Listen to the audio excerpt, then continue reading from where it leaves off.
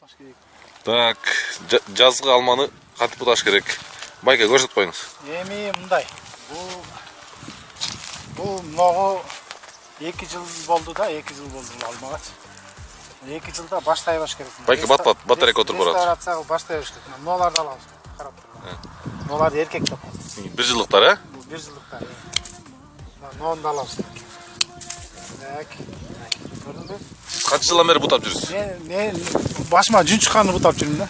Башыма жүн чыккан. Анан так, анан мынаны да алыш керек экен баки. Мына мынаны да алыш керек. Мишет берет, 1 жылдыктар. Мына мисалы үчүн ит бит кайрып салыш мүмкүн. Муну да алыш керек экен да. Мынакей.